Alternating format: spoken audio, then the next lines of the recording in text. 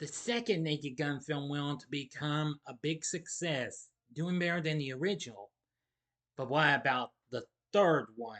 Prepare yourselves as I review Naked Gun 33 and a third. Big D's Entertainment Rankings and Reviews.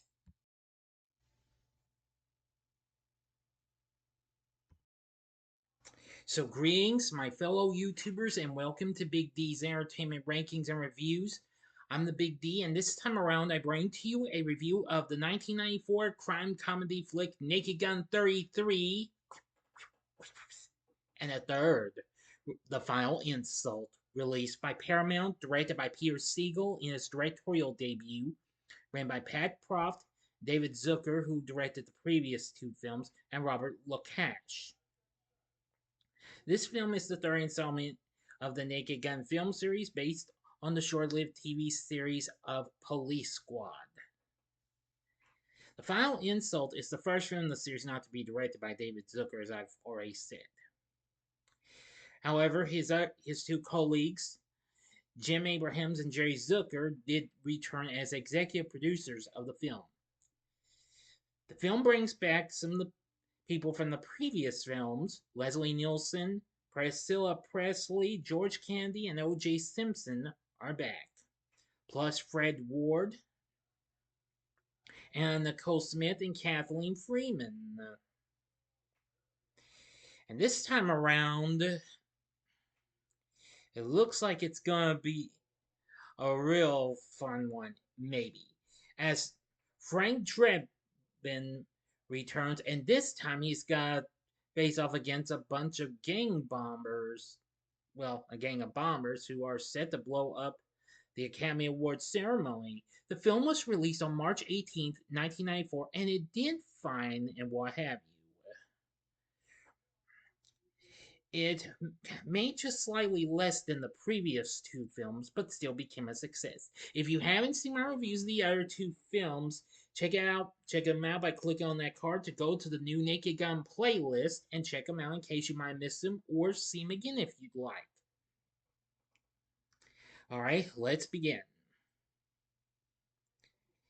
Frank Drebin has retired from Police Squad and lives a seemingly happy life with his wife Jane. In reality, Frank is unfulfilled as a house husband and attends marriage counseling with Jane. 6 months after Frank's retirement, he is visited by his old partners, Ed Hawken and Nordberg, who ask for his help with an investigation. Police Squad has learned that infamous bomber Rocco Dillon, who is currently incarcerated, has been hired by terrorists to conduct a bombing against the U.S. Frank remembers Rocco's girlfriend, Tanya Peters, from an investigation years ago and agrees to help Ed Nordberg by visiting the clinic where Peter works. Frank visits the clinic, but it turns out to be a sperm clinic, resulting in Frank having to give a sperm sample over and over again to avoid Tanya recognizing him. He manages to write Tanya's address on a handkerchief, but loses it before he can give it to Ed.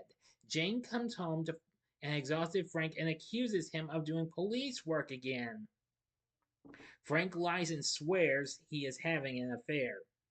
But Jane does not believe him and moves out of their house. With nothing else to lose, Frank volunteers to go undercover in prison to befriend Dillon and learn the details of the bombing. Frank is put in Rocco's cell under the name Nick the Slasher McGurk. He wins Rocco's trust after protecting their escape plan from a guard and causing a riot. Rocco and Frank escape through a tunnel in their cell and are picked up on the outside by Rocco's mother, Muriel.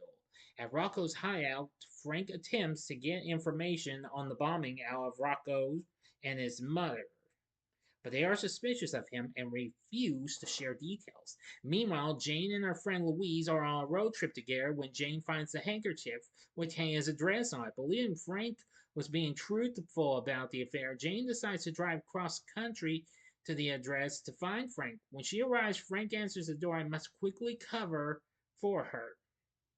He convinces the Dillons that Jane is a random stranger, but that they should keep her as a hostage. Rocco finally reveals his plan to Frank. He will attack the Academy Awards ceremony with a bomb hidden in the Best Picture envelope. Now for the final act and ending, you know the procedure. Like always, you have 5 seconds to sum this video once. Go to the description box below. Fast forward to the time below as I count down now. If you've seen this movie already, please continue. Okay, you've been warned. At the awards, Frank traps Muriel in the car and sneaks in with Jane to search for the bomb. Frank and Jane frantically search for the bomb, with Frank inflicting his usual chaos on stage during the show. Frank encounters Tanya backstage, and she attempts to seduce Frank, but reveals she has a wanker, causing Frank to feel sick and flee.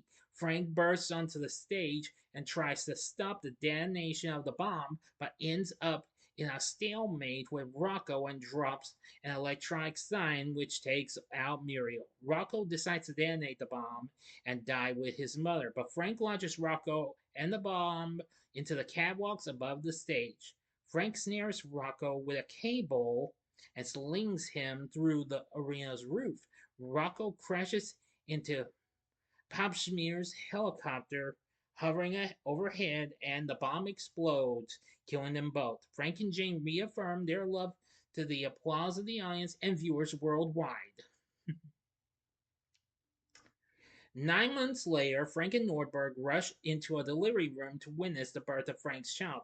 They run into the wrong room, and Frank is shown a baby with brown skin, causing him to angrily chase Nordberg. And Ed comes out of another room with Jane, who is holding their real baby. End of story.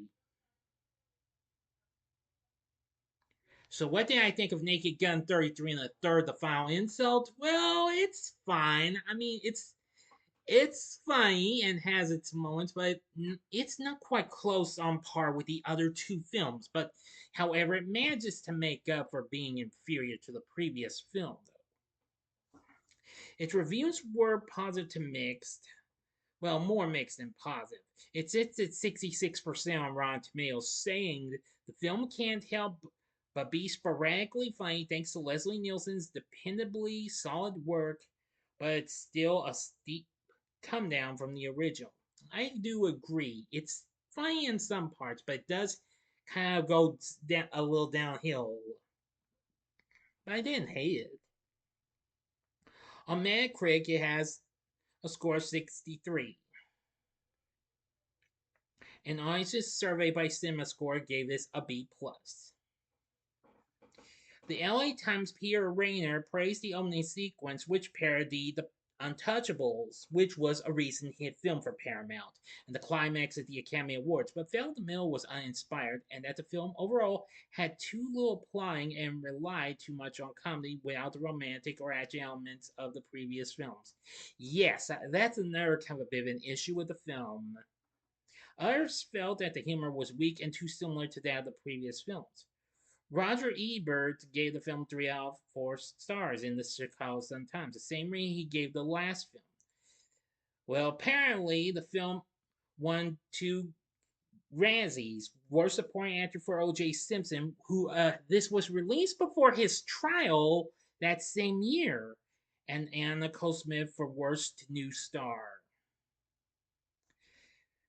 But nevertheless, like the last film, it had a ton of cameos. Some of them actually were mentioned, including Olympia Dukakis and James Earl Jones, who were giving out the Best Picture award at the Academy Awards. Also, Weird Al Yankovic returns again, but this time as himself, just like the first film, along with Vanna White. We also have Pia Zadora, who does one hell of a job in doing the song "This Could Be the Start of Something Big" at the Academy Award ceremony, and which that was pretty darn funny, pretty hilarious. We even have appearances from, let's see, Ann B. Davis of the Brady Bunch fame, who of course the following year would make a cameo in the Brady Bunch movie. And Bill Irwin, I think I know that is that's the guy who, yeah, I believe I know who that is. That wasn't, yeah. Yeah, now I remember. Yeah, he was in the Grinch, if I'm not mistaken. Was he? I think. No, I'm thinking of someone else. Yeah, I think you're. Yeah, I'm thinking of some other person named Erwin. I'm sorry, yeah, everyone. My mistake. But anyway, no, sorry. Please stand by. Let's see. Florence Henderson's in this. Raquel Welch has a cameo. Julie Strain, Earl Bowen, Paul Feig, Randall Tex Cobb, yeah, who also appeared in Ace Ventura: Pet Detective, but I also know him from Nurse Goes to Jail. But there were some uncredited cameos from Diane Carroll, Shannon Doherty, Morgan Fairchild, Mariel Hemingway, Arlie Ermy. Oh, yes, and of course, the director of the film, he is credited Peter Siegel, who, of course, this guy, after this, would go on to direct films like Tommy Boy, My Fellow Americans, The Nutty Professor, To the Clumps, Anger Management, 51st Dates, The Longest Yard remake, Get Smart, Grudge Match, and My Spy. Yeah, this was his directorial debut. I will say he does a pretty good job with his direction of the film. They have Ira Newborn back on board to do the score, including the themes to Police Squad, which still has that hysterical opening with more with new footage of the police car going from one place to another, which is still hilarious. Which I like that. For the cast, we have Leslie Nielsen back as Frank Drebin. He's still good. Priscilla Presley is back as Jane. Good. George Candy as Hawking. Good. O.J. Simpson. Again, this was just a few months before his trial. Well, yeah, before his arrest on murder charges 3 months later. This was his final film. It's Nordberg, good. Fred Ward plays Rocco Dillon. He was good. Kathleen Freeman as Muriel Dillon. She was good. And Nicole Smith, who was more recently the Playmate of the Year for Playboy and was also a big time model for Guess and others. Played Tanya. I will say I did like her as well. Still, I think the cast can be hit or miss, but well, those are just ones I thought were pretty good. Some of the recurring ones, well, maybe not recurring ones, but supporting ones or cameos were fair and some were decent. So, but I will say it was fine. This was the last film in the franchise to have any involvement by the team of Zaz before Abraham's death last year. And of course, this would also be the last film to have Leslie Nielsen, who passed away later on. Now, this was intended to be the final installment. In 2019, it was revealed to be that a fourth film starring Nielsen was coming out as a direct-to-TV sequel, and that it was going to be about Frank training a young rookie, and was given the title "The Naked Gun 4: Rhythm of Evil." Well, and the script was written by Alan Spencer. The team of Zaz, the Zaz team tried to stop it from happening. Well, according to Alan Spencer himself, he signed on to write the film as a rescue mission to save an inferior sequel from happening. The script impressed the Paramount folks and online reviewers so much that it was briefly shifted to the theatrical department. Spencer wrote a sizable role for Nielsen, who would be passing the torch to a new generation of incompetent cops. But Paramount asked him to reduce the part to a cameo for budgetary reasons, and then decided to remove his character altogether. Spencer didn't like the project when he was asked to take Nielsen's character out, and the film never got made. But anyway, starting in 2013, they worked on a reboot of the franchise, including one iteration that had Ed Helms as Frank with a script from Thomas Lennon and Robert Van Garant. But however, they got an eventual fourth movie, which would be a legacy sequel and would be a recent hit at the box office. The Naked Gun, which starred Liam Neeson as Frank's son, Frank Jr., was released this past August, which I'll be reviewing in a couple of days. So with everything said, the Naked Gun 33 and a third, it's fine, what have you. Not the best, but it's fine. Would I recommend it? I only recommend it if you give. I recommend a one-time watch if you're a hardcore completionist. Enough said. So what did you think of Naked Gun 33 and a third, the final insult? Let me know in the comments section below. If you like this video, click the like button, subscribe, and be a part of the Big D Nation. Continue to help support my channel, and you know the rest. And of course, remember, I will be taking tomorrow off. So y'all enjoy your Thanksgiving, everyone. And I'll be back on Friday to give you a spoiler-free review of the recent hit, Naked Gun Legacy sequel. So if you like this, check out my reviews of the other films that Pierce Siegel later did. These are the ones I've actually reviewed. In the upper left-hand corner is my review on a film that recently turned 25 not so long ago, and that was Nutty Professor to the Clumps from 2000.